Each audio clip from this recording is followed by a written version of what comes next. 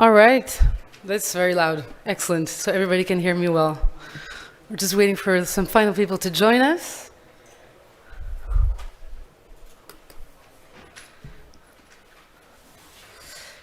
Great. So it is now 2 o'clock and perfect timing to start this first parallel session of the afternoon on this first day of the RTR conference. So I'm very happy to be here. My name is Susanna Kraak. I'm a policy officer at the European Commission, working at DG Research and Innovation, mostly on CCAM, so connected, cooperative, automated mobility, and more particularly on aspects related to societal issues and needs and challenges and impacts, and even more particularly on the need for responsible research and innovation. So today we're going for a deep dive into the subject of automated driving and users. So this is, I think, a topic that has gained somewhat in momentum in these last few years to really look at users through a broader and more holistic approach and perspective. So this means not just looking at users as a technological sort of obstacle or problem to be solved on, in the quest to bring automated mobility to our roads, but really to explore this dynamic and complex relation between the users, the vehicle, and also both of their environments, and really recontextualizing these interactions and taking into account specific infrastructure, environmental aspects, urban planning and needs, and integrating this into the technology. So what will certainly be key on the way towards deploying automated mobility at large scale is that we need to understand these individual and also collective needs and challenges and develop these innovative mobility solutions that are based on these needs, so that we can make them really future-proof and very importantly safe.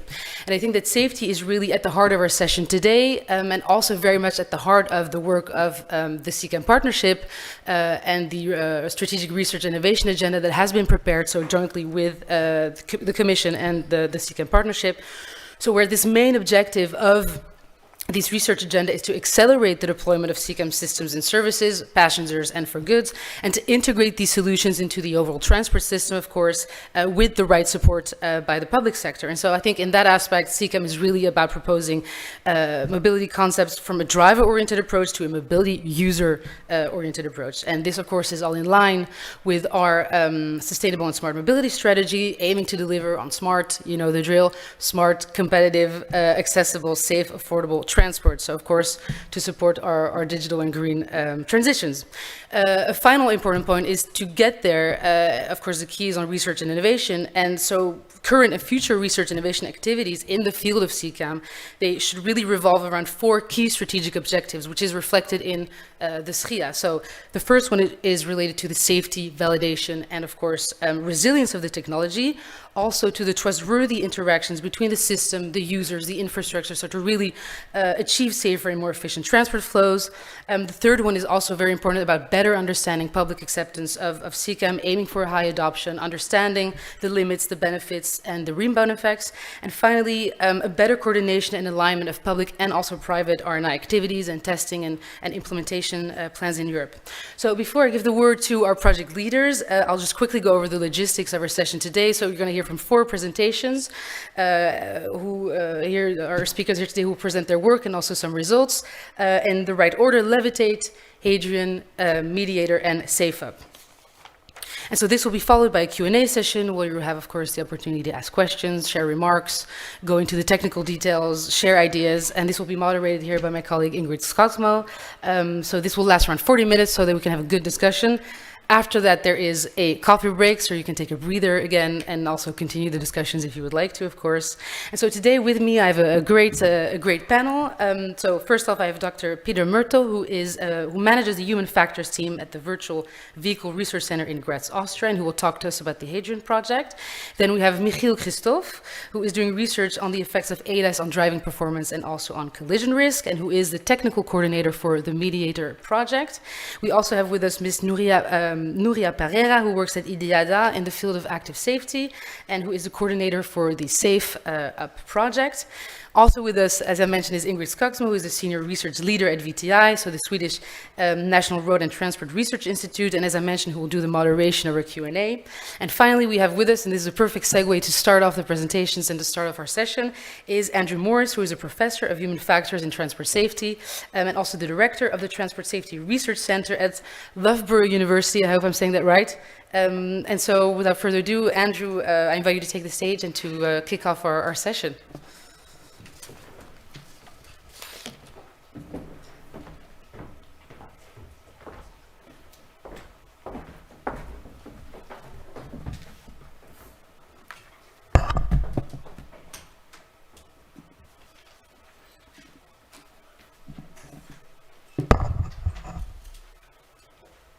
So thanks very much, Susanna. A very good afternoon to you all. My name is Andrew Morris, and it's a pleasure for me to introduce to you the Levitate project.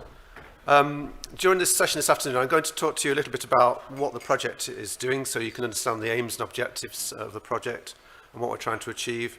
And then I'm going to discuss some of the methods that we've selected within the project, together with a brief description of the results that we're already seeing in the project. And I have to say from the outset that we're generating so much data in the project that within a 15-minute presentation, obviously all I can do is really scratch the surface of what we've done. So hopefully if you want to follow on this particular session with more discussions, we'll be glad to talk further with you.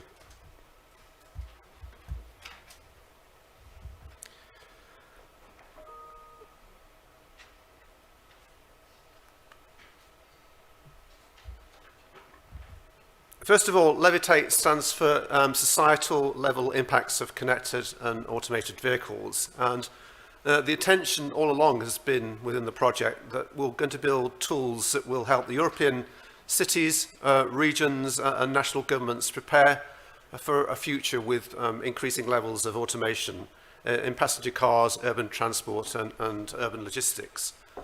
The project funding is 6.4 million provided by the European Commission within Horizon 2020, and the project, which has been led by ourselves at Loughborough University, brings together 12 partners from 10 countries, including a number of research institutions, local authorities and global partners.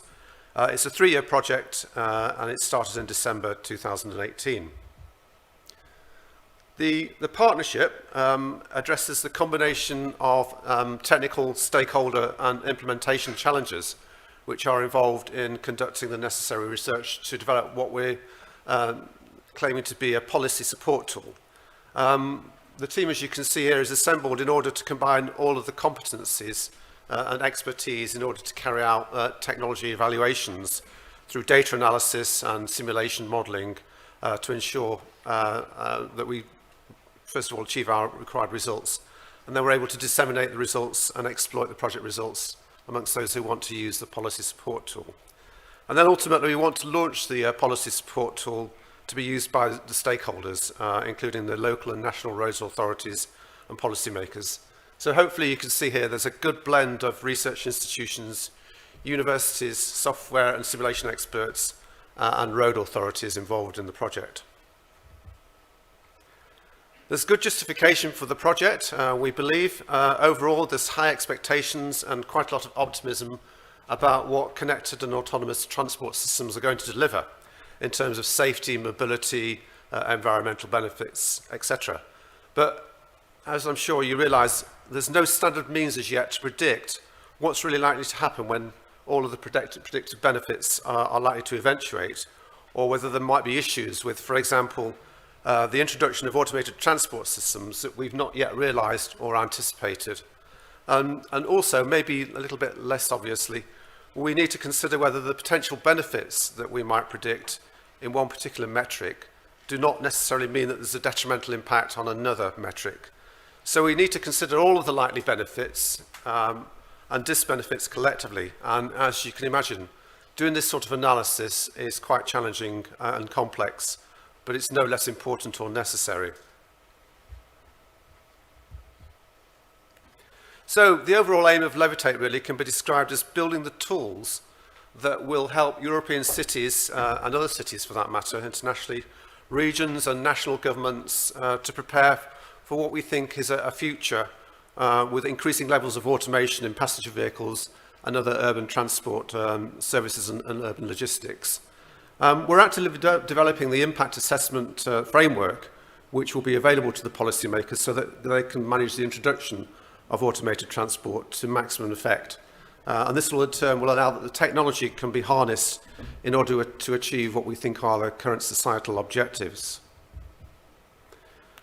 To achieve its objectives, Levitate has established a number of impact assessment methodologies, so it's just worth touching on these for a second so you can understand the sorts of things that we've done within the project to get the results that we're already seeing.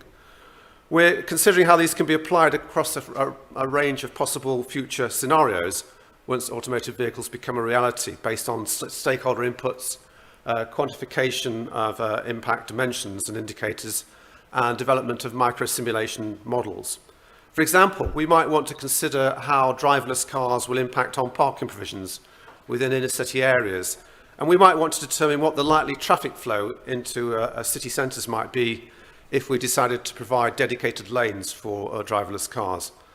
So we started out in the project by considering a wide range of use cases, and what we've done now is we're at the point of where we're trying to embed the results from these use case analysis into the policy support tool.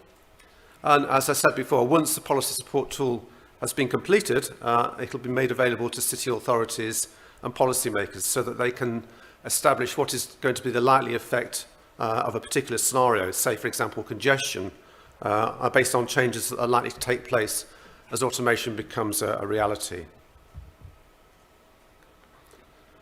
Now, I mentioned the use cases and sub-use cases in the previous slide, and much of the work that we've done in the project has involved looking at these different use cases and the predicted changes that are likely to occur as a result of what happens when the theory becomes a actualization.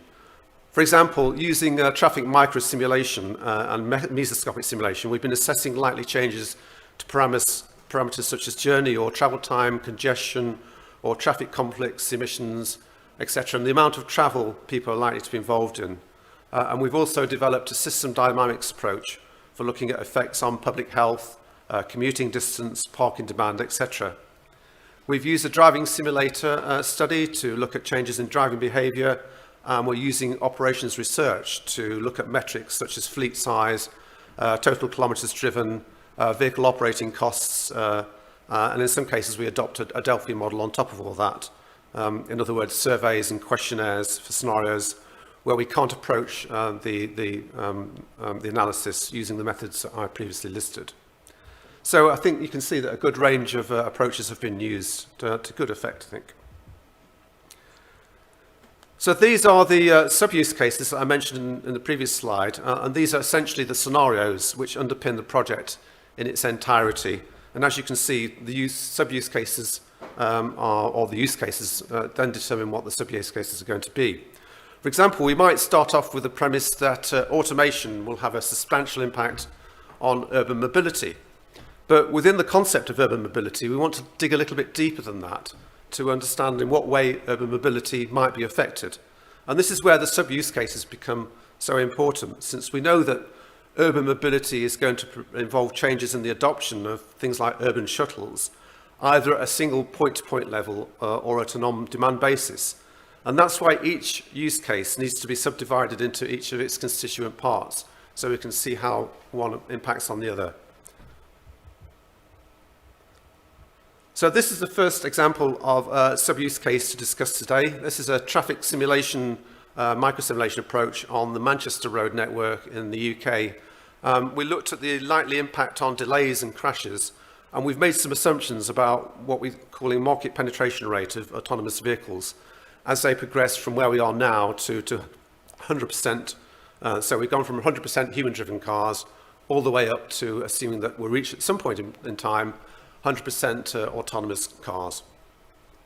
What is interesting is there's a sharp reduction in delay time until we get to the point of only about 40% of the vehicles are human-driven, and then delays start to increase before falling off again. And you can see some irregularities are in the data here, which appear to be a function of the transition from low to moderate to high penetration, market penetration rate of connected and autonomous vehicles tested on the various networks in the micro-simulations. And in turn, this could perhaps be attributed to assumptions used in the model to model the first and second generation connected and autonomous vehicles. In this regard, we've had some mixed opinions about the variety, or from a variety of experts, about what's likely to happen in this regard. Some experts have indicated that there will be a progressive reduction in delay time with increasing market penetration rate of autonomous vehicles, while others predict small or no significant reductions in the long term.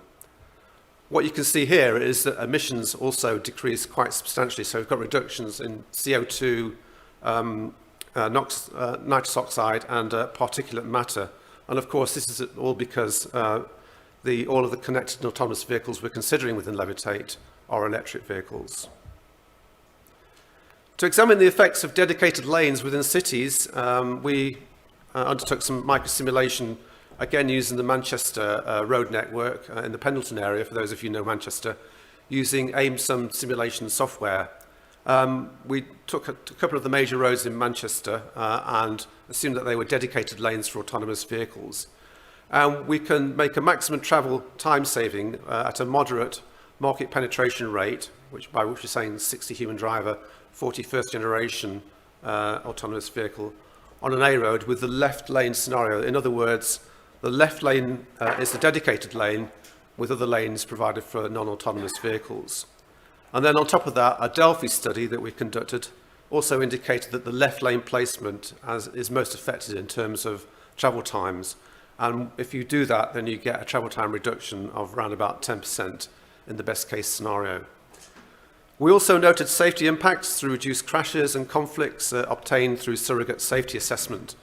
In fact, a significant reduction in collisions was reported by the implementation with this particular sub-use case, and also an important decrease in emissions, particularly CO2, suggesting a very positive environmental impact with this particular sub-use case.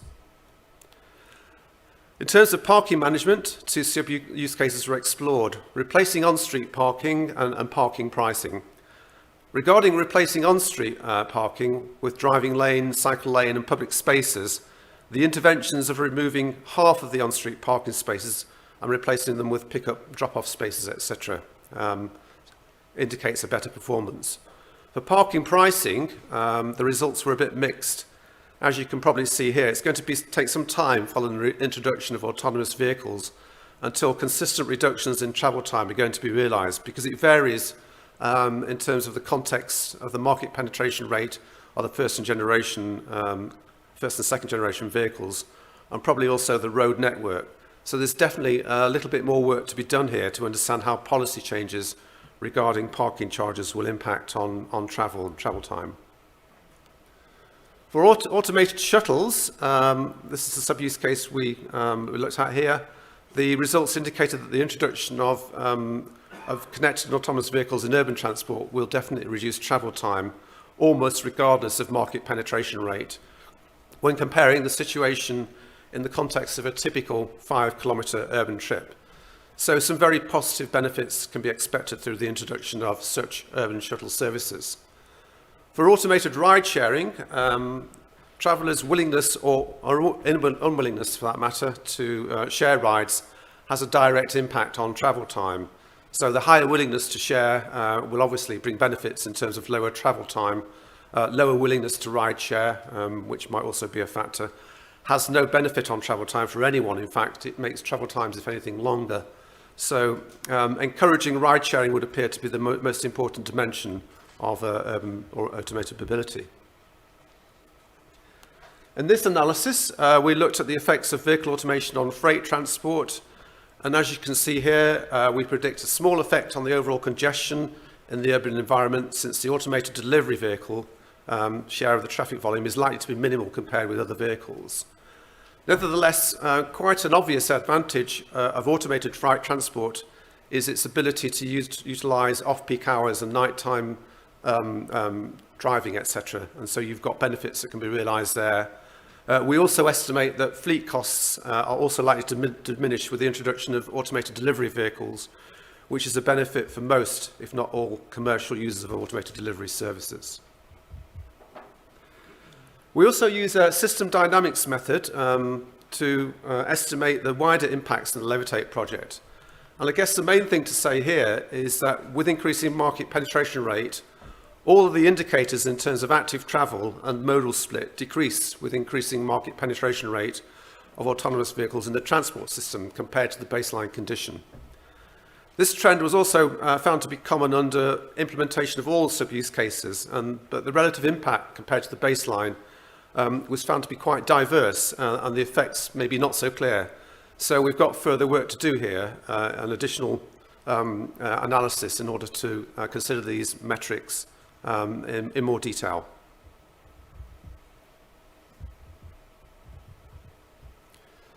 So overall, I think we're of the opinion that once connected and autonomous vehicles are truly level 5, if that point can ever really be realized, then there are going to be benefits across most, if not all, of the impact dimensions.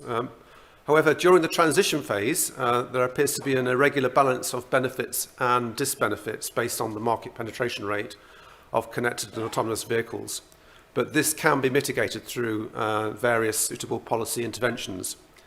Certainly that we feel first generation connected and autonomous vehicles are likely to be less capable than human drivers, and this appears to affect several traffic safety and efficiency indicators. So further research might be indicated to examine these in more detail. Overall, the manner in which CCAM services are implemented is likely to change the nature and effect of the impacts. But what is clear is that some impacts may actually be greatest when we have less than 100% market penetration rate. Finally, a relatively urgent requirement is the need for better knowledge of how connected and autonomous vehicles will behave in relatively complex urban environments where you've got a mixture of road users, many of them unpredictable. And as yet, I think that's still a bit of an undiscovered piece of research that needs to be done sometime in the future. So thank you very much for listening.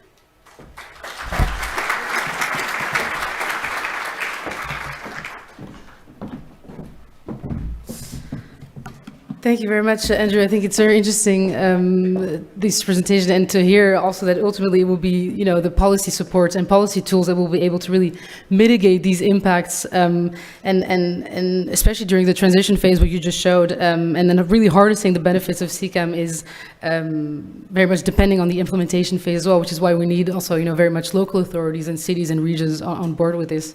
So thank you very much, and without further ado, I will now give the floor to Dr. Peter Murto about the Hadron Project. The floor is yours.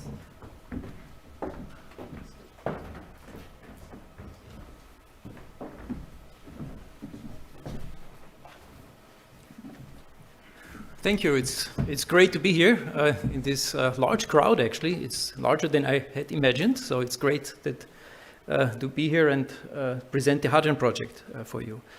The Hadron Project, I guess, came about as a response to a EU call to address a problem of automated driving that is only occurring until we get to the high levels of automated driving at level 5. So until the driver still has an important role in supervising, managing, initiating, planning automated driving. So there are some challenges that users encounter there, and these challenges are going really both ways, horizontal and vertical. First, there are different levels of automated driving. There is conditional, there's partial automated driving, where driver and machine share different responsibilities from each other. And the challenge is on a trip, and this is the horizontal dimension, several of these modes of automated driving may be available. And for the driver to know what is the vehicle able to do, what is the vehicle supposed to do, and what is the driver supposed to do? This is a challenge. We see this also in other domains, like in aviation, where mode awareness is a continuous challenge to be addressed. So we, in the Hadron Consortium, we formed us. We have to address this challenge, to find solutions to help moving in the right direction in this way. Our consortium consists of industrial partners. We have research partners. We have universities.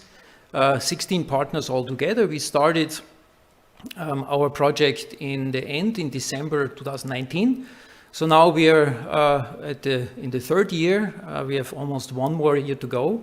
to completion. So just briefly about the objectives, we set out our objectives to increase the safety of the transitions, especially between different modes of automated driving, the safety, the acceptability, also the trustworthiness and the formation of calibrated trust. And do so in a way where we develop technology bricks that are modular, that can be reused and used by industrial partners in a straightforward way. And in the end, also provide integration guidelines and recommendations summarizing all the different aspects of what we have learned over these 3.5 years. This forms really the basis of our work package structure, which I will not go into, but this work package others lay behind it. So, what is our approach that we set out to address this? After lots of research in this area, we think that in order to achieve acceptable, safe, automated driving that meets these expectations, we need to consider the 3 different aspects: the environment, the vehicle, and the driver. So on the environment, and here we speak mostly of the road infrastructure, so touching to stakeholders that were addressed in the earlier session today already, to increase the predictability and also the transparency of automated driving experience. So if you imagine sitting in a train, it usually helps you very much to know how long how much time there will be to the next station when you have to get off the train. So this helps you to pick up your luggage, to put together your reading materials, get ready for exiting the train. And similar for the driver to have this predictability of how long this automated drive may still last, will last, could help get the driver back into the loop of manual driving. It may also help the benefits case of automated driving, because if you know that you can drive from Brussels to Berlin on a big stretch of automated driving, well, you can do a lot of work, a lot of office work on this trip. So you can actually, it would actually also increase your performance of non-driving related activities, NDRAs. So you can do other things that may actually make it worth to buy these expensive vehicles and maybe invest in the infrastructure to get there where you want to get. And this is, of course, this predictability of automated driving is tied to the infrastructure, to providing the vehicle with a better image and horizon of what's coming up and what's coming next, and this then expanding the predictability for the driver. The second level is on the vehicle itself, using smart monitoring devices, smart interfaces that observe the driver, that are inferring if any interventions needed, if the driver has any need, if the driver is not interacting as expected with the vehicle. For example, if monitoring when coming back into the loop of driving, the monitoring of the road is not sufficient. So this would also enhance, so we want to enhance is in the vehicle part, the computer interface that shapes around the human driver based on the needs of the driver. Yeah. And then the third aspect is then the driver, him or herself. It's to strengthen the competencies of the driver via a tutoring app. So not in a classroom setting, but as the driver gets into the car for the first time, learns about the vehicle, about the automated driving functions, and then also during the drive gets feedback if there are any problems encountered, if the driver is not performing the kind of actions or the kind of steps that are needed. So increasing the understanding of the vehicle, of the automated driving features, of the scope, should then also go toward the calibrated trust formation that helps the driver more appreciate what the car is actually expected to do and what the driver is expected to do. These 3 different aspects form the kind of the framework around which we're putting Hadrian forth. What has been done in the project, I just give you a short glimpse so you know where we stand right now, because we are not done. In the first year, we focused on really understanding the mobility visions, how will automated driving be used in the future, integrated with all other modes of transportation, where are the business cases for automated driving, what user populations would most benefit from this. to derive use scenarios and then requirements that led us then as basis into the second year, where we then define the HCI concepts, the human-computer interaction modules, and start evaluating those in driving simulations. The first 2 years, 2.5 years of the project are all done in simulators, in various simulators across Europe, among the partners. And the first set of studies is complete, and now we have a second, in the third year, we have a second iteration of simulations before we go into field demonstrations, where we'll demonstrate not only that this works, but also the feasibility to do this with an infrastructure that is providing the messages, the CITS messages to the vehicle that displays this then, and then perform the safety impact assessment. So we are not quite done yet with the ultimate results, but we're in a good way. We're, I would say, maybe at the last hill to climb, and then make this all exploitable and provide these results.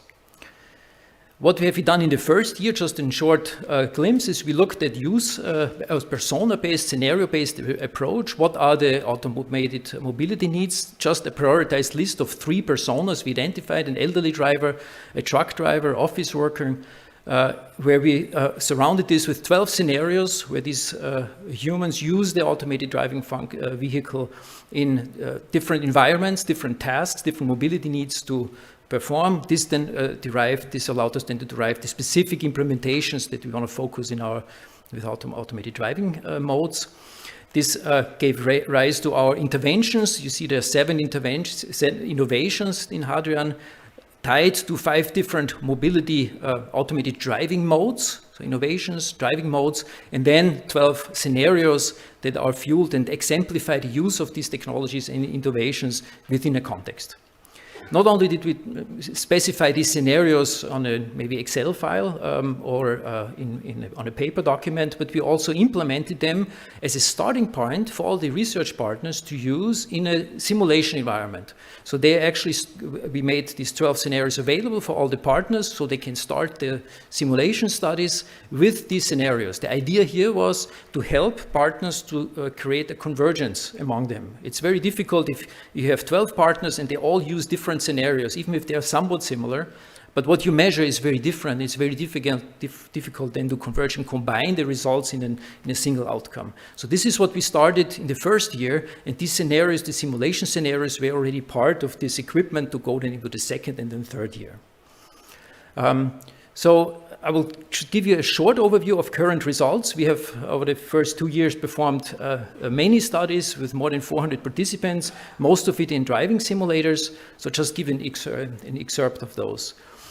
First question was, we want to increase the predictability, but what is the predictability that we should achieve depending on the mode of automated driving?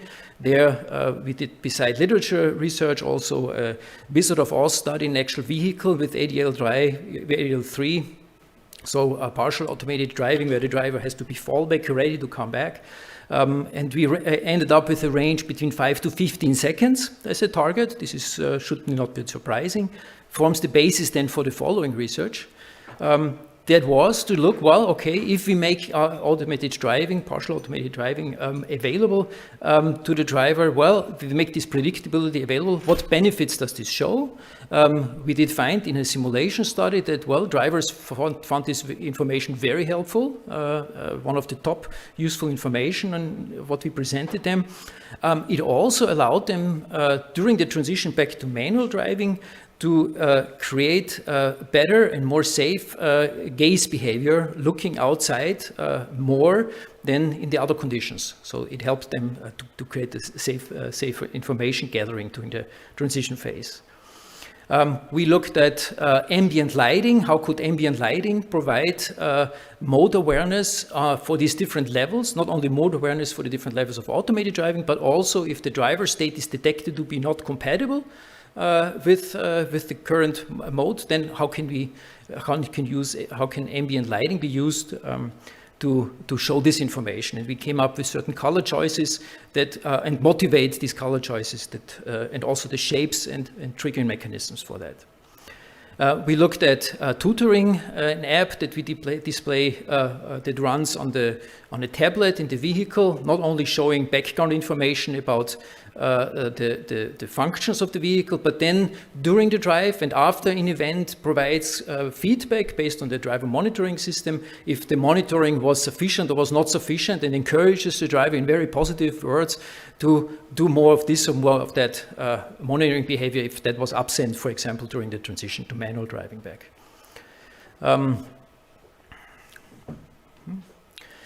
We looked for a different mode of automated driving, where an automated vehicle was used in a mode where actually the human was driving and the vehicle would serve as a guardian angel that just intervenes when there was a safety incident being observed. So if the driver would not behave in a safe way, there we investigated the kind of force feedback, what strength of force feedback, what kind of force feedback would allow to bring the driver acceptably to leave the control into the vehicle and to solve this situation. And also investigated various haptic icons to communicate the mode of automated driving then to the driver.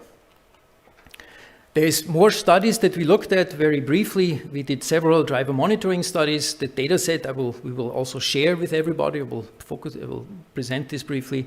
We looked at truck drivers. So we have an OEM and truck OEM, Ford, looking at the preferences and needs from the truck driver perspective, which is quite different from regular passenger vehicle drivers. We are looking at optimizing the automated driving sound designs to ideally make this more consistent and provide guidelines to make this more consistent at different models. In general, identifying and standardized alerting framework that could be used across different brands and vehicles to standardize the experience of these alerts. This is something that is in aviation cockpits is a standard. There are standard guidelines, alerts on the cockpit and an aviation cockpit and certain cockpits. So passenger aircraft have certain features that need to be exhibited to call something an alert. And this is very helpful for training and then for pilots to respond in a learned way to this alert. So this is something that we try to transfer to the automotive domain. We also look at the turning seat as a mode indicator for automated driving. So if the seat turns a little bit away, using this as a cue for the driver to understand what mode of automated driving they're in. And in the end, we're also looking at the human reliability calculator, transferring some of the lessons learned in the nuclear energy domain to more quantify, to provide a quantification method for human error likelihoods under specific conditions, and make this available for the safety community. What's next is a set of field demonstrations. We'll have 3 demonstrations, one in Turkey, one in Austria, and one in Spain. The one in Austria will be actually on an open road. We will use the ASFINAG infrastructure network that has been built up there to demonstrate especially the feasibility of actually the road infrastructure, providing messages to the vehicle processing these, providing them on HCI, and for the human driver at the very end, then experiencing a more predictable automated driving experience. We want to show that this actually works, even already with a common set of CITS messages. As we are aware, CITS messages will develop over time. More messages will be available that are more practical even to use for this use case, but we will use the available messages right now. So this is coming up. So in terms of impact, so we really try to provide with our solutions, improve safety acceptance of automated driving solutions in Europe. Of course, we work with industry, we brief them. As we have more and more results, it becomes more interesting to brief out what we have found. Before it was just promise and ideas, and now we're getting to the actual results. We are in touch with industry, we have touch with industrial, with international research organizations, in which we are in exchange, of course. You have lots of dissemination activities. We'll be at the TRA conference. Basically, we want to provide a justifiable basis, also quantifications to EU, to the CCAM efforts for decision making. How could this look like to quantify the results? What would be the expected benefits for some of these innovations that sometimes are expensive to integrate road infrastructure with a vehicle? We also want to bring human reliability assessment methods in the bodies of ISO standards development. Automated driving safety will have impact there. And just basically want to strengthen this integration of vehicles and infrastructure, and we want to show through our project how this can be done practically. We contribute to the improvement of European driver monitoring systems by providing an open and annotated data sets for driving performance, driver states, now in a simulator, but still, of more than 100 participants. So they are used for the really very intense field of research in driver monitoring systems, so it's available for those. We are offering I would say, harmonized basis for AD, automated driving research, through this gold standard of scenarios. Of course, these scenarios can change, but our simulation scenarios are available online, open, and can be used and create this kind of convergence that we're also trying to achieve in the project. We are working on enabling harmonization and standardization of alerting across different vehicle brands. This is what I already briefly explained. And then in the end, we'll provide concrete recommendation to EU and OEMs on facilitating this development of, we would say, human-centered automated driving. In the talk this morning, it was mentioned there were technological challenges, there were societal benefits challenges, and bringing these two together really, I think, goes through human-centered development, where human systems integration is a key point. So we can actually bring the two together, so technologies can be used by humans and then have a societal benefit. And in the end, of course, we work with industry, with academia, with students in their PhDs, and also outside of of our consortium to do the research and widening the activities there. So this is all. Thank you.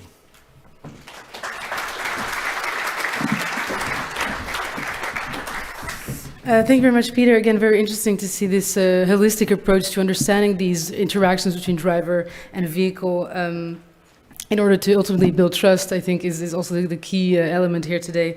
So now we will hear from another project about this complex interaction between driver and user and automated mobility concepts. Michiel Christophe, the floor is yours.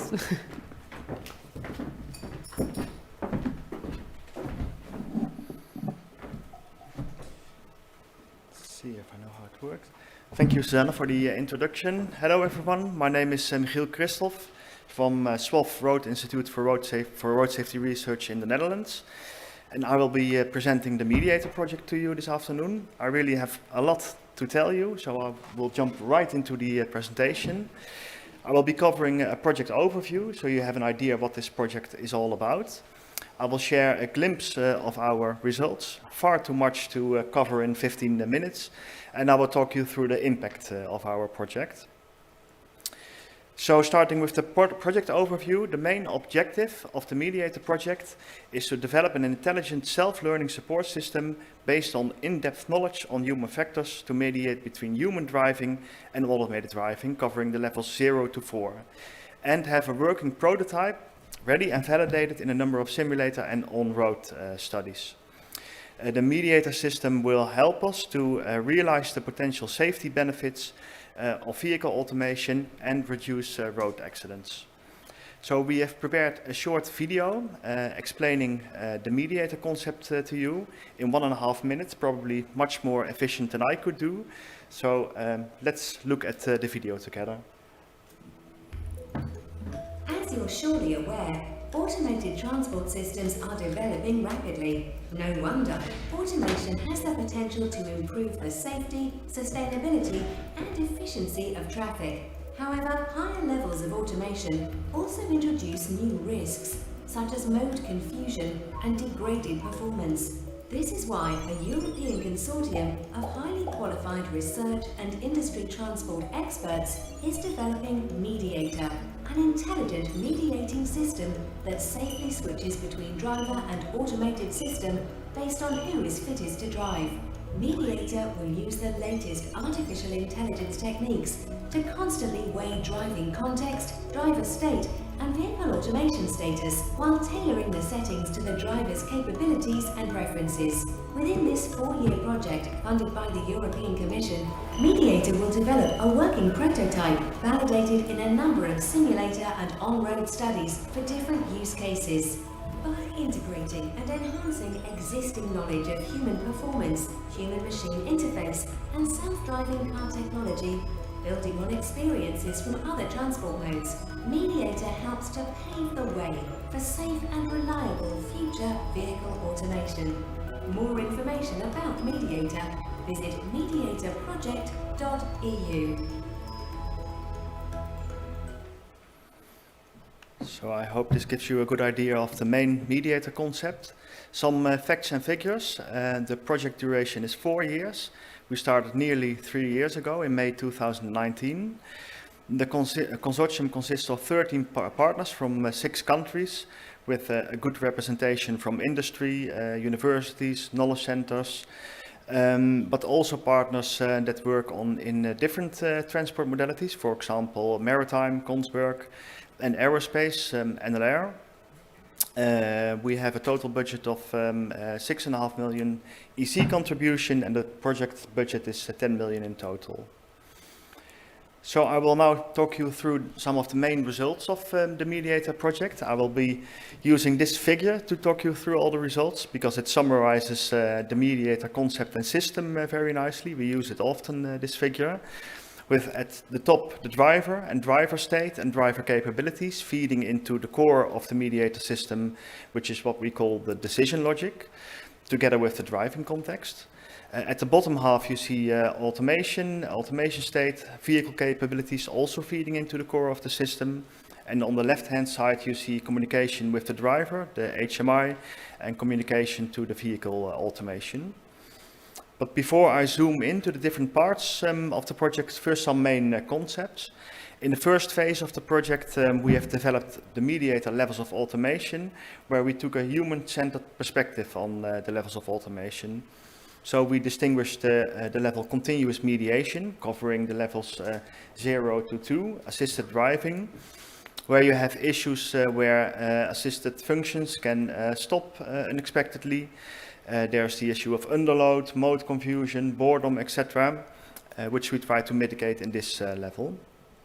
Then we have the level driver standby, which covers level 3 automation or conditional automation, and the level time to sleep, which covers level 4 automation, where the driver can really be out of the loop for prolonged periods of time. Some other main concepts that we have been working on are corrective and preventive mediation. So corrective mediation is where we want to fix the degraded state of a driver, or preventive mediation where we want to prevent this driver degradation even from happening, throughout the whole range of levels of automation, but also specifically focused on the continuous mediation level. It was already mentioned in Peter's presentation, I think, all the different time budgets the drivers are exposed to. Time the automation can still function, time of trip you still have left.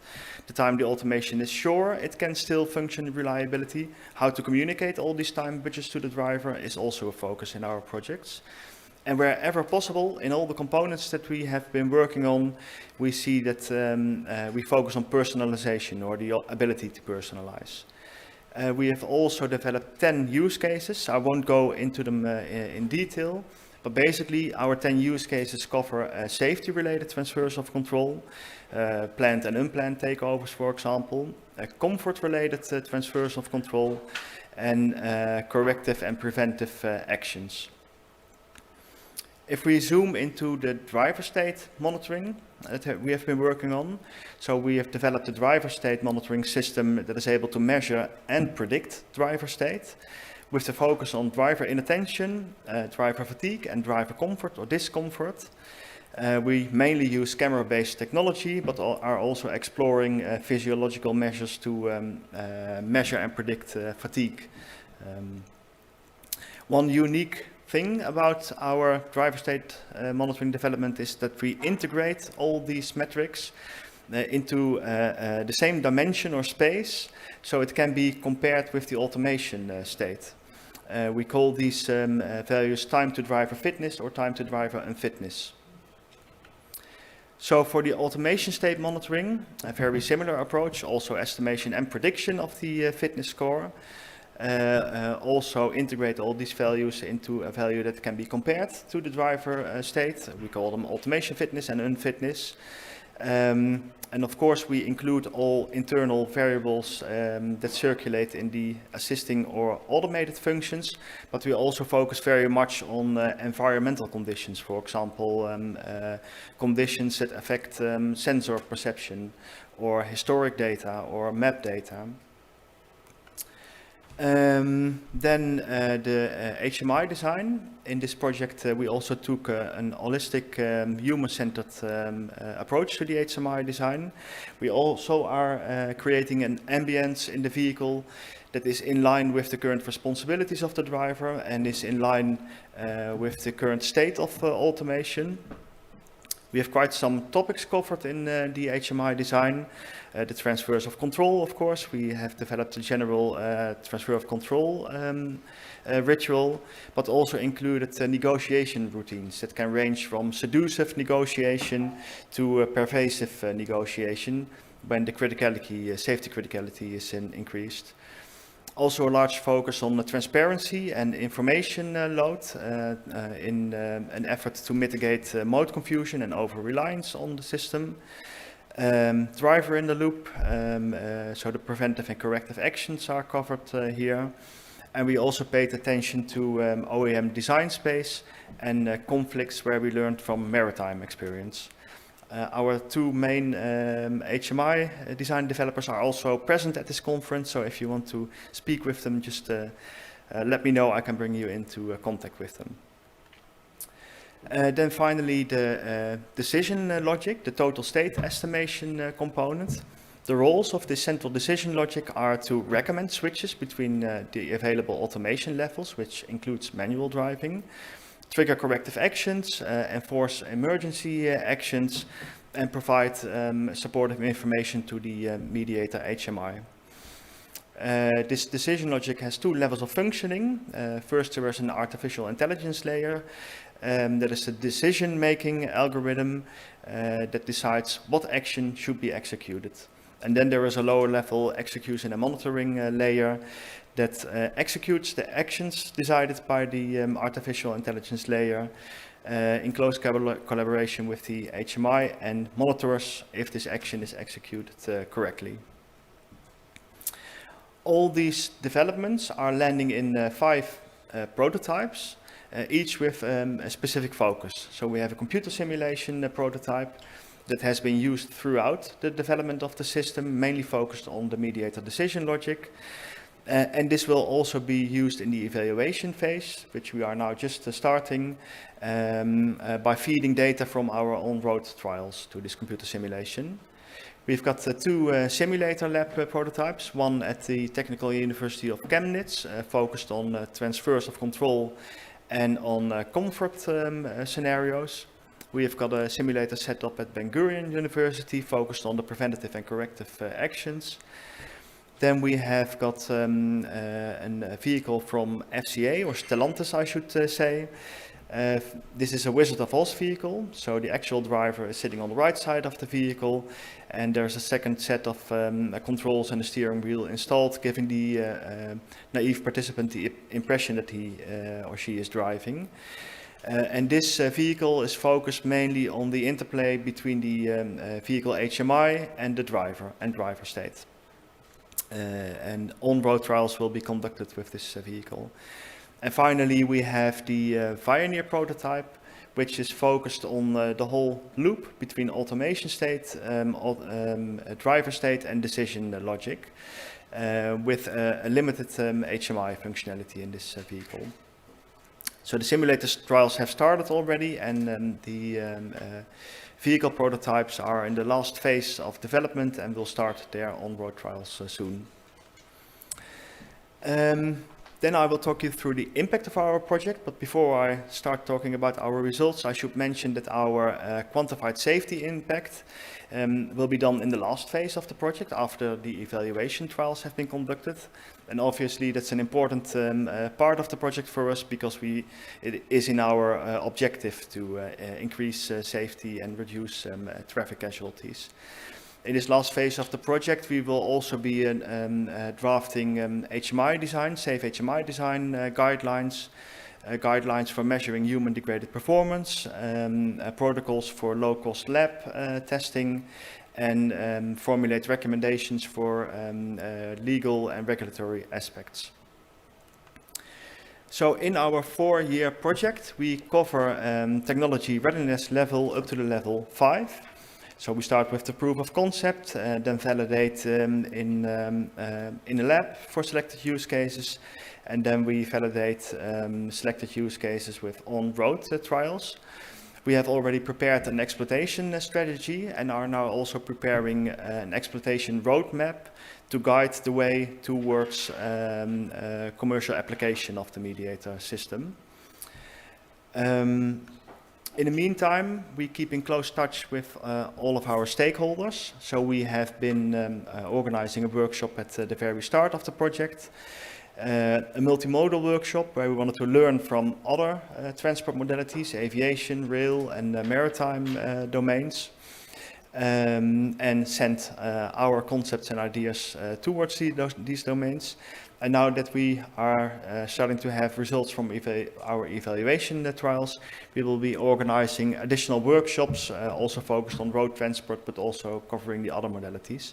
So if you are interested in joining any of these stakeholder workshops, just send me a message and I will make sure that you are on the mailing list for these workshops.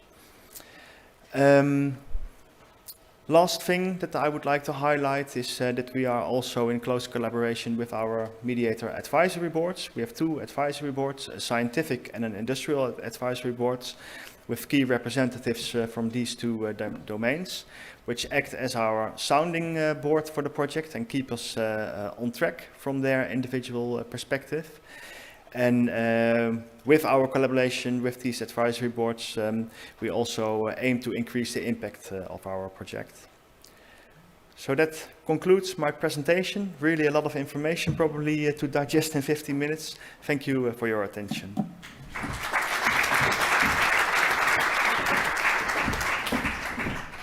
Thank you very much, Michiel, for your presentation, and also interesting you mentioned this link also with the Hadrian project about really the use of design to help guide and also better understand the interactions with the users.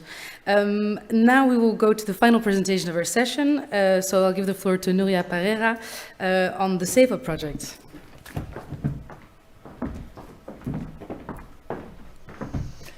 Hello, good afternoon. I'm Núria Pereira from A Plus Itiada, and I'm going to present the SafeUp project. I'm the project coordinator.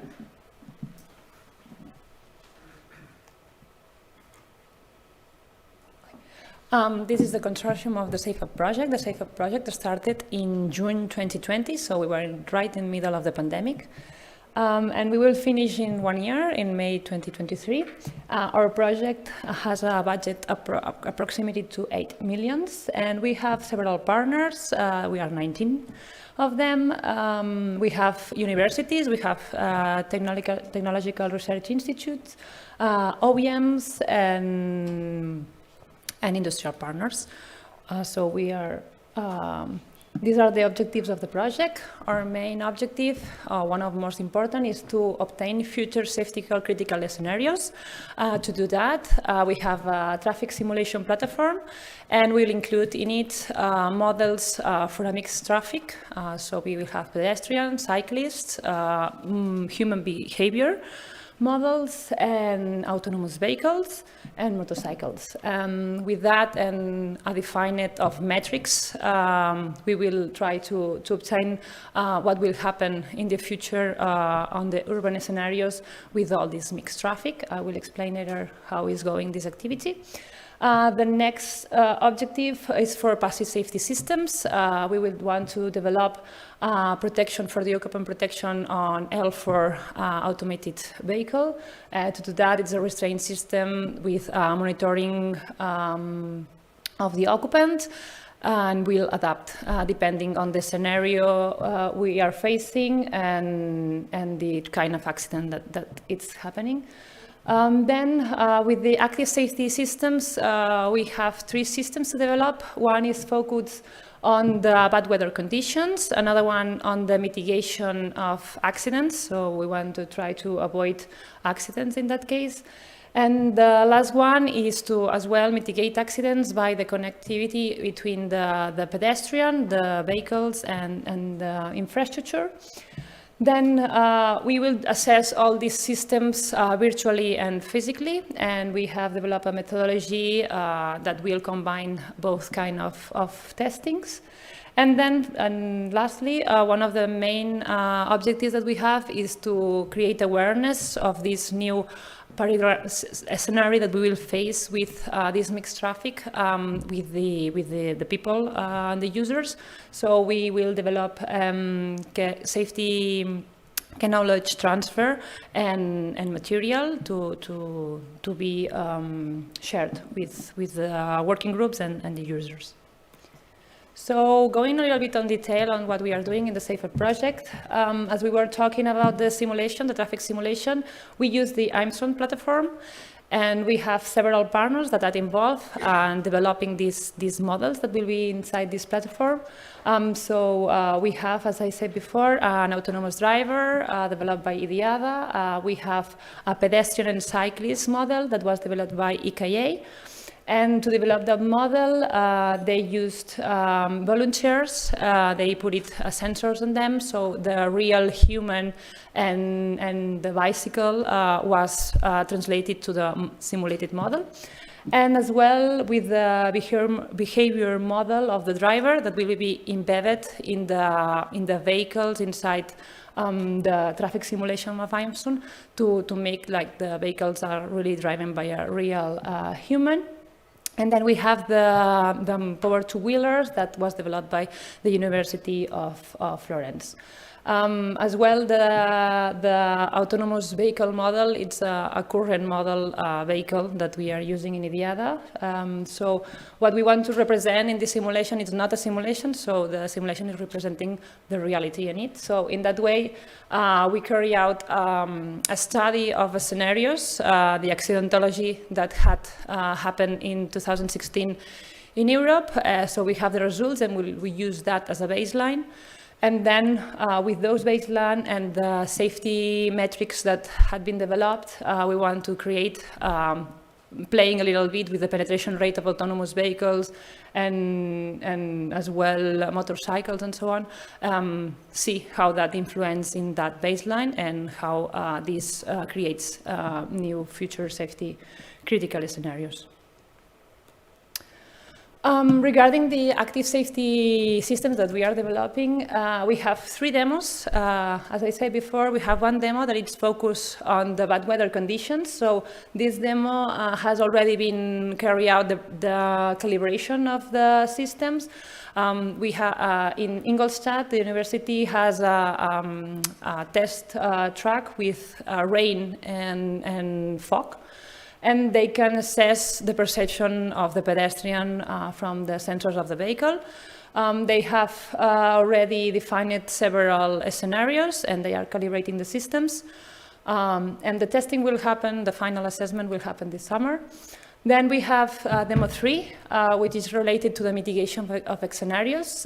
This Demo 3, what is trying to assess if, given the chance that you predict that there will be an accident, what is the best option to take to do emergency braking or avoid the emergency braking and go to the left or to the right.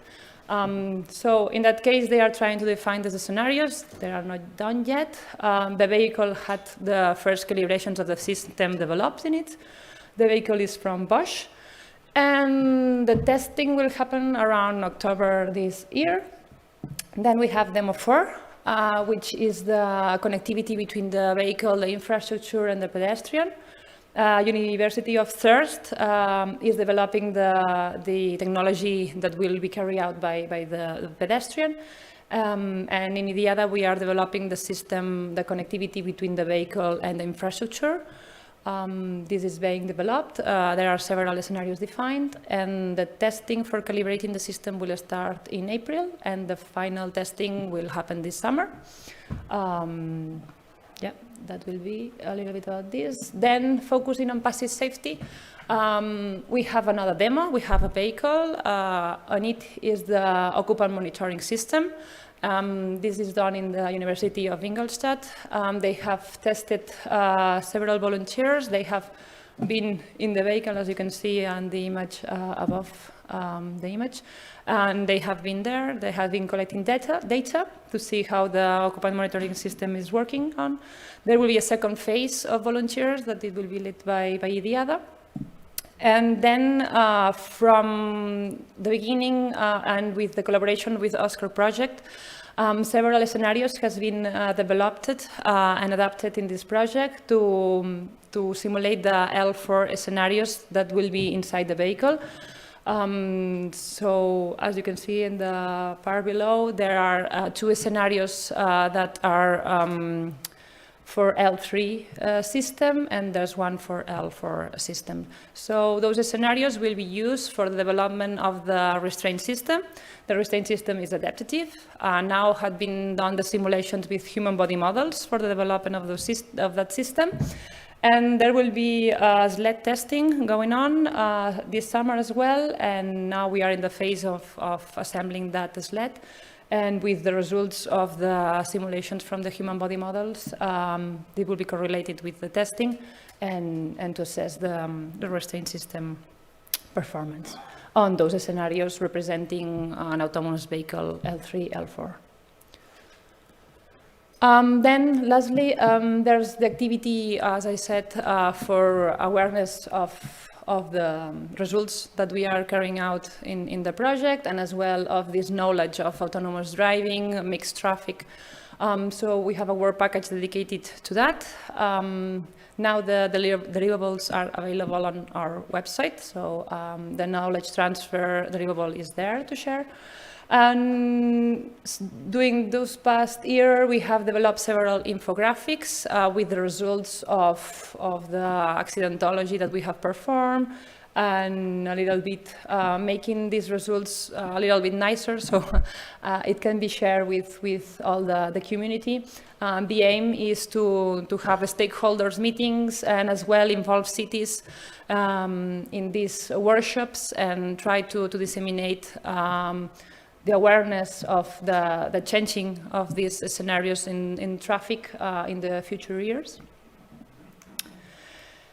And our dissemination activities that we have done so far has been in the Congress, in the IT's World Congress. We had a panel there with Claire Depre from the head of road safety, and with our colleagues from Bax & Company, Diada, Teneo, Imsun, and Third. And we were there talking a little bit of those topics that are related to the project. Then we have a knowledge transfer webinar that we had done at the beginning of the project in 2020 with Oscar and Headstar to share ideas and knowledge between the 3 projects.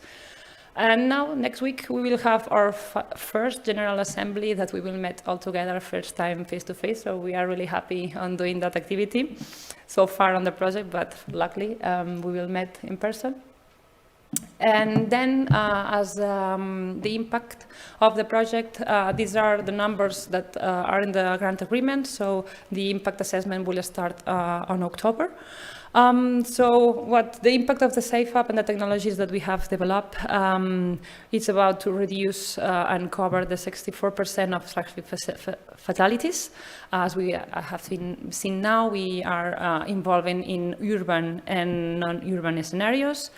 It's expected that the demos altogether will prevent fatalities and injuries by 2025, between 2 and 4% of fatalities and between 5 and 10% of serious injuries.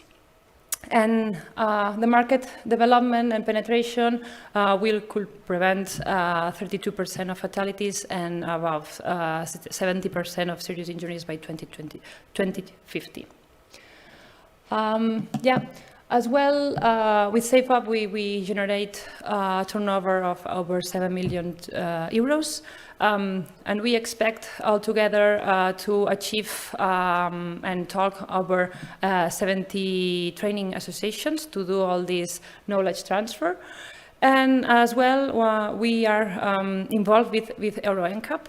One of the other objectives that we have is to those demos, the results to be shared with Euro NCAP. We have them in our advisory board, and we expect with that kind of engagement to make the impact of the project broader, and as well if it's possible to include part of the results, the scenarios and technologies on those protocols, and by that we can reach better and have better impact and market penetration with the systems developed in the project. And that's a little bit of our project. We have all the information on our website. All the deliverables now are ready as well on our website. And this year we plan to have workshops, webinars, so we are trying to have this going on as we are facing the final part of our project. So keep updated in our LinkedIn as well as we share there all our information and activities. And thank you very much.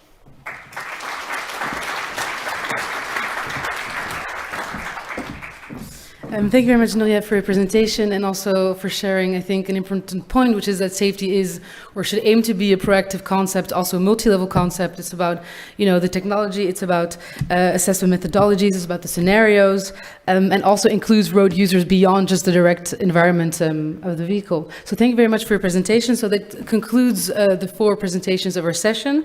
So each of them really exploring the interaction between the user and the vehicle at impact assessment level, at driver level, at system level, and really combined proposing a holistic approach again to understanding this role of the user in the deployment of automated mobility. So thank you very much. And now I will give the floor to you, Ingrid, to start the Q&A session and also to hear from the audience if there are any questions. Yep. Okay, yes. Hi, I'm Ingrid Skogsmo, and I think we have had a great afternoon so far, so thanks so much. Indeed, it was extremely interesting, and I think we have seen a wide span of issues being handled here. I think you summarized it well, but I think key words that you heard in every presentation were safety, integration, methodology is important, but also to make this happen in reality. So I think with these 4 presentations, we really see also the challenge we have in front of us to get automation and to ripen safety benefits of the developments. If we start with the last one, the safe up, I think we saw a couple of novel situations, not only focusing on automation, but also actually assuming that there will be some crashes also for the future, and to see what those positions that could be enabled by higher SAE levels, what they could, how to treat them, and to develop prototypes to address that. But as futuristic as that is, I think what we saw through Hadrian and Mediator is that the driver is here for a long time still, and we need to address that in the best of ways. And the support systems that both of you have looked into, how to tutor and understand where the driver is at and how you can get the vehicle to play together with the driver and the driver's state is important. And it's very encouraging to see that it's not just the car driver. You have looked at the truck and you have looked at a variety of drivers, which I think is very healthy in this circumstances. Also then implementation is key, and I think that Levitate is addressing a lot of those impacts that we would like to see and that we may see and maybe would not want to see. The framework here to try to understand not just the each singular impact by itself, but to integrate them and to aggregate them and to see what the total effect is, the systems approach. I think that was actually something that came back to more of you in not only in Levitate, but in all that you really try to get a bigger picture about what goes on and not just focus on one single situation, to get the aggregated effect of things. So I think we have also heard scenarios in several circumstances here, and with all this knowledge and also the fact that we actually have a couple of months or years still to go in these projects is very promising for the future. And why not send the projects off in their last couple of months or years by some challenging questions? So I'm sure you have a couple. And now, yeah, let's see how we do this. Is there a mic that, okay. So let's start with you. And if you could just say your name and where you come from before stating your question. Good afternoon, my name is Marco Tella. I am from a newly born company called Extreme Engineering. And one of the activities that we are actually doing is human, let's say, human in the loop in the design of technology. Well, I'm very interested with the results of these projects, and in particular because I've seen that all the new calls of the European, not all, but a lot of new calls of the European, they are really pointing the accent on this aspect. So. Interdisciplinarity and not only engineering but also social science and humanities in the design of technology. So the question is transversal to the 4 projects. How you have developed methodologies to involve the user in evaluating, in early supporting the design. How do you think that the methodologies that you have developed inside your project could be useful not only for the automated drive, but also for other technological challenges? Could be, for instance, artificial intelligence, could be, for instance, even in the transportation, the design of complex and intermodal transportation systems. So how the users, how these, the methodologies for involving the users could be, let's say, of use of further development in other fields. So your question is about the methodology of involving the user. Okay. Who would like to answer that? How about Hadrian? Yes, thank you. I think this is a very good question. I think it is not very different, right? The principle across different technologies, application domains, I think the situation is very similar because we live in a technologically driven development cycles. I mean, organizations get their bonuses, innovations, and really their credentials, money from technology. And so adding to that, the integration with the human is an additional component that we also try to apply for AI, for smart systems, for the development of smart systems, where you have to very thoroughly look early on what are the implications in ethical but also in operational domains. So I think I would say the larger discipline is really human systems integration that we are developing. And then for automated driving, I think maybe this is just one specific challenge that receives a lot of attention where we can develop that. So I think it is, from my view, it would be very applicable and generalizable.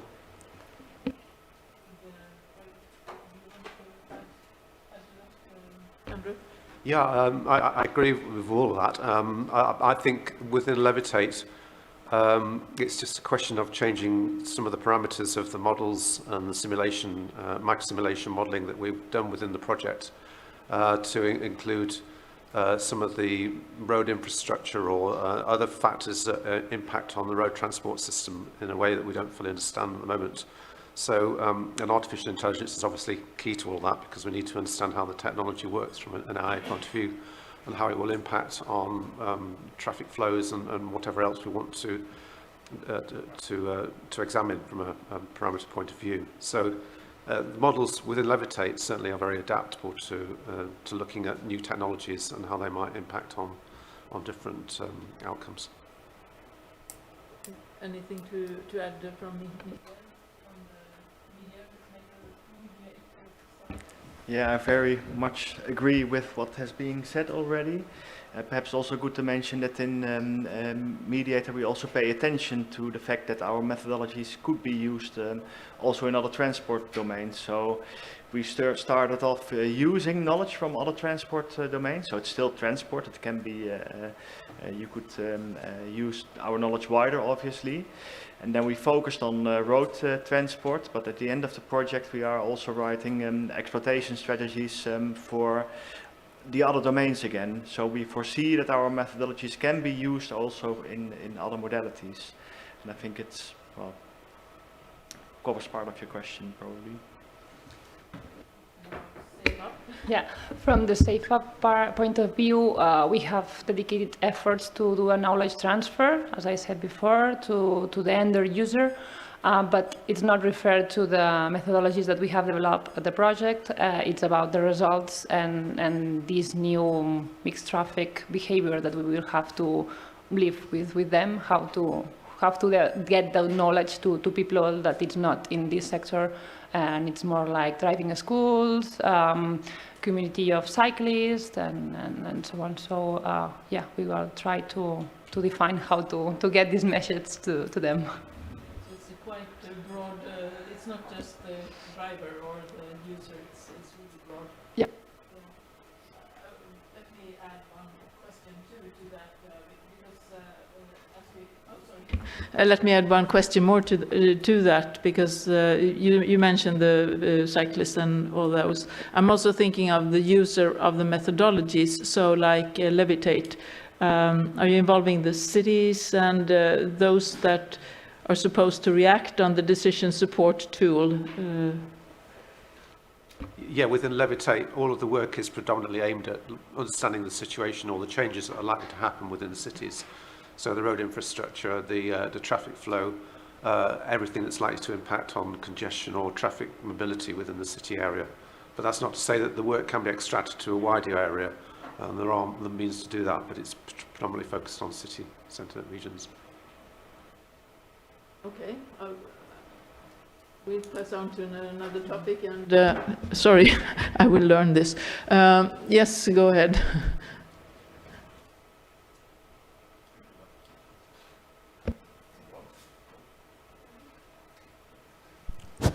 Yeah, my name is Michael Klotzrichter, City of Bremen, and I'm a transport planner and dealing with sustainable urban mobility plans, and I would like to stress that point a bit further. When I try to imagine what that all means and look at the problems that we have today. We have too many cars in the city.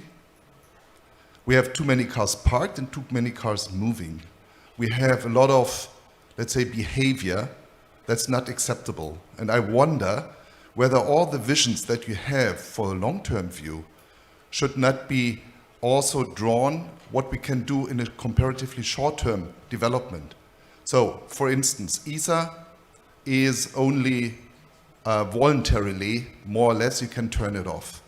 I wonder why you don't discuss that vehicles cannot be parked on sidewalks, on cycle paths, and so on. This is technology that's almost available, and it's not considered in all of the projects. So when I look at the tasks that we have on the local level, there are a lot of modules where I can imagine you could use it.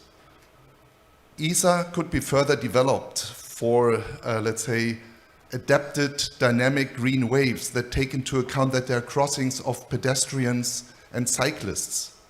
All these aspects I miss, and it's more also to the Commission.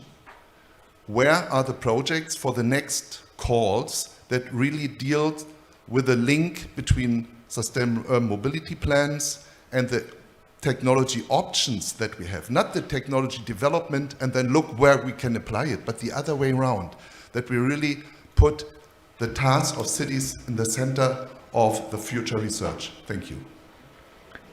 Any comments on that? If I take what you're saying is that you're looking for something in between the future development and that sort of. Yes.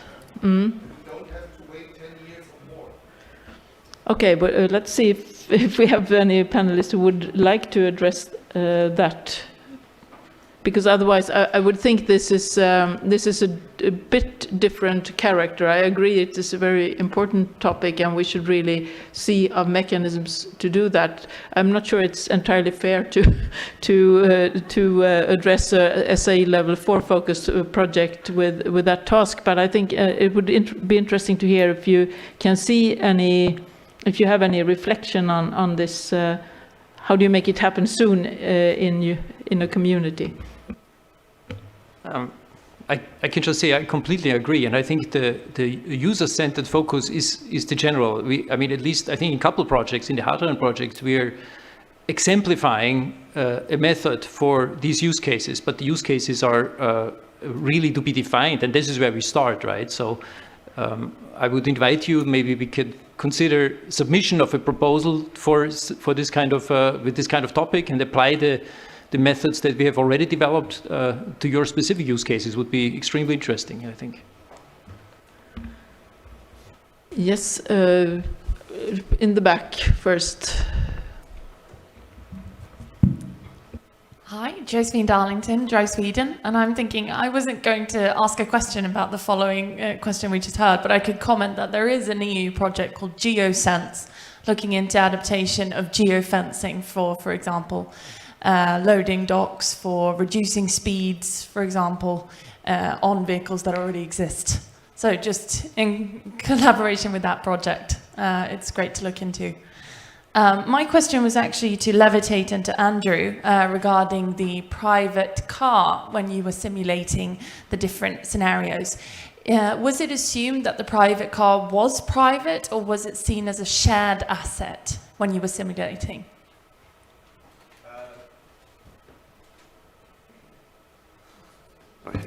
Yeah, good question. It was seen as a private car, not a shared asset. So I would imagine if you move into a situation where the shared asset situation becomes a reality, you might have slightly different results, but I wouldn't like to comment on that conclusively without reanalyzing the data and making that assumption or putting that parameter into the data. But from our work that we've done, it was a private car and looking at willingness to car share as automated cars become reality. And was that the city's choice or your choice? I was just thinking... It was our choice in the project. Right. Thank you so much. Okay, we'll work ourselves forward. So there's one question. Hi everyone, my name is Tali Hadzakis. I'm from Trilateral Research, and here I represent the TRIPS project that has to do with accessibility and disability rights in terms of mobility. So I was wondering if you, as projects, are testing or validating your solutions with the disabled community, because there are 135 million registered disabled users at the moment in Europe. So how do you cater for their needs and their accessibility, their access to these future solutions? Thank you. Okay, shall we start from Safe Up this time? From Safe Up project, we have a broad scope of the project, and we were focused on the developing of the technology. But for time of budget and time restrictions, we cannot achieve or face all of the items, and one of them was the disabled people. But we have taken into account the road workers, and we had conducted a study about them and the accidentology regarding them. And that's one part of the people that usually are in accidents but are not taken into account. And yeah, mediator and Hadrian, if we start with mediator first. So in the mediator project, I don't know all the details, but I think this has been a consideration in HMI design. And I think one important aspect of the design, that is the main communication with the driver, is that we use different modalities, so audio, visual, a lot of different modalities to communicate with the driver.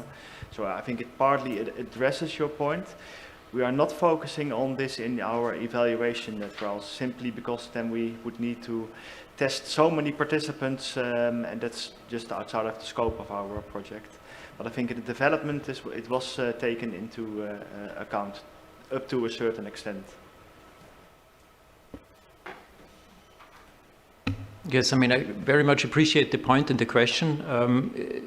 There is considerations of user groups that are on the fringes that are often overlooked. So this is an important feature. We have elderly drivers with very specific needs, but not handicapped people. But in general, the methodology applies to that. So which was just need to be extended in other projects where this is more of a focus. But yeah, thanks. Yeah, I think the point is an excellent one to make. In Levitate, we haven't really focused on discriminating between different user groups at all across the board, because we've been focusing so much on what the technology is capable of rather than what the users would do. So the human factors aspects are not so much of a consideration within the project. It's more a question of how the technology will embed itself and will impact on the road transport system. But I think the point is worth further investigation.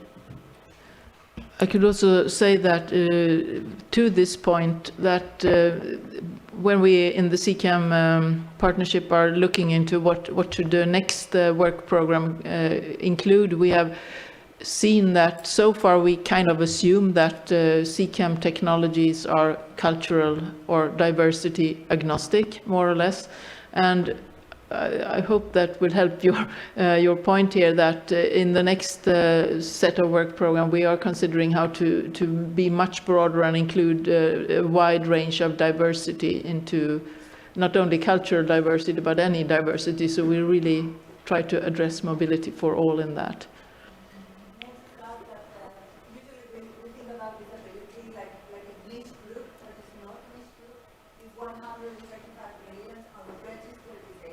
Yes.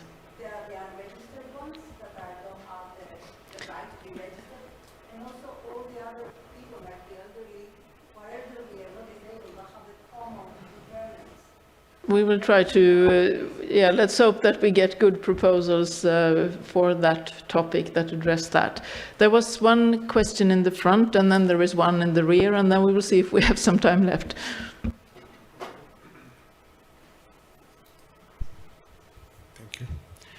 This is Ahmet Duran from TOK, Turkish Electric Vehicle. I have a question about user. Actually, the topic was user, but I didn't see, I would expect to see some user research for user experience and demand actually, because all the projects are good, but I don't see any user requirement or user experience from the current mobility.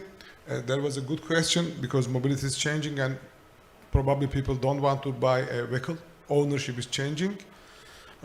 So is there any plan to make some real user research with the real user demands for all these autonomous and connected, let's say, mobility? Probably some of the technologies will be invalid because of the user will not use them.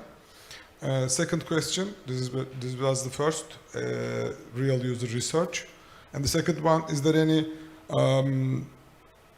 research for 5G, 6G cloud edge collaboration? Because most probably 5G and 6G will provide broad ability to manage the fleets, mobility remotely and in real time with the connectivity. This was also missing the connected part of the researches. Thank you very much. Okay, to speak to the last topic first, then you may intervene if you don't agree, but I think this 5G, 6G is a bit out of scope for these particular topics. It is that with in the CCAM partnership and in other parts of calls, I would believe, if you have such twists in your projects with the 5G and 6G, please feel free to comment on that. Otherwise, I'll leave you to comment also on the real user needs, if you would like. Well, in our demo on connectivity, it's not working about 5G, 6G. It's more about the sending messages between the user, the road, and the vehicle. I just wanted to say that because some connectivity we're working on the project, but not in that term. So in Mediator, we didn't take a user survey at the very start of the project, but we used a lot of existing knowledge. So, for example, the fact that we think driver autonomy is an important aspect for acceptance, but also the fact that we want to be able to personalize the whole mediator system, I think also addresses user needs. So if you can personalize it up to the extent that the user thinks it's comfortable to use, it will increase usability and acceptance of the system. And although we didn't take a survey at the very start of the project, it is really a focus in the evaluation phase of the project. So there we will do acceptance and usability testing with our prototypes. So maybe I would also, to answer the first question on prioritizing user needs versus user experience, I would, user needs is really the very starting point of the project to identify what are the mobility needs of specific populations, elderlies, truck drivers. So this was the starting point. And even, I would say, even at the higher level of priority, then user experience that comes more at a later point, which also was then concerned about the testing and verifying and validating the solutions that we have identified, and their user experience was also a critical piece, at least for the population of these 400 drivers that we are investigating there. Yeah, within Levitate, user needs is also important, and it really underpins the use cases and the sub-use cases which we looked at within the project, which of course underpins the whole project, because that's what Levitate is about, understand those specific use cases. But the user experience, we haven't really looked at that in its entirety. Whenever we've needed to consider those particular aspects, then we've always gone back to literature. There are a wealth of projects, other projects where we can draw on such knowledge, and it wasn't really up for us to repeat that particular knowledge, because some of it is already there. Okay. Yeah, we have one more question. I just have maybe one comment to make regarding your questions on. I think that you will be able also to be a better place to talk about this, but we had a call in our work program 2021-2022 about user needs precisely, and to look at these societal aspects both at an individual and also collective level. And I think that this kind of links back all of the different comments that we're hearing today about this need for inclusivity and also for interdisciplinarity, which will really be able to then sort of foster all of these different needs and also expectations, and to not just innovate for the sake of innovation, but to really innovate based on actual real needs and challenges. So this is very much what we're also looking at, and what the work also is in the CCAM partnership, specifically Cluster 6, which Ingrid is very involved in, to really look at those aspects which are often, or they used to be maybe sort of somewhat of an afterthought of the technology, but that really need to be integrated within and from an early stage to be able to really develop and deploy solutions, and not just technology on a sort of an abstract scale. Okay, so let's have the final question in the back. Yes. Yes, I'm Nina Christensen from University of Copenhagen, and this is more like a critical remark than it's a question, and perhaps that's lucky because we only have 2 minutes left. I have been a partner in a project focused on gender smart mobility, which we will present later on today. I attended this conference, I think 3 or 4 years ago, and where the director promised that gender would be take center stage at the next conference. And now we have been sitting here nearly one day. We haven't heard gender mentioned one time. So I think it's really nice to hear all your promises and prospects about what you will do next, because we already know that autonomous cars, that women have more reluctances, they are not very keen on autonomous cars, etc., etc. So there is already some research. And finally, I really wonder also about the silos in the European Union systems, because I mean there have been a gendered innovation project now running for 10 years or so with a lot of ideas and also emphasis on user-driven innovation and gender should be included. So I think perhaps all the participants here, they should take a look at this project, and they should also take a look perhaps at the Gender Equality Program of the European Union, which also put emphasis on intersectional analysis and to integrate gender more in transport. So I think you have presented very interesting things, but I would really love to hear more about gender, disability, age, etc., all these diverse groups which have probably very various different preferences as users. Thank you. Thank you. I think the point is taken, and to finalize this, I would, and also taking into account what you just said, I think we have to understand that these the topics to which these projects responded with their proposals were written like 4-5 years ago. This was when we had a huge hype.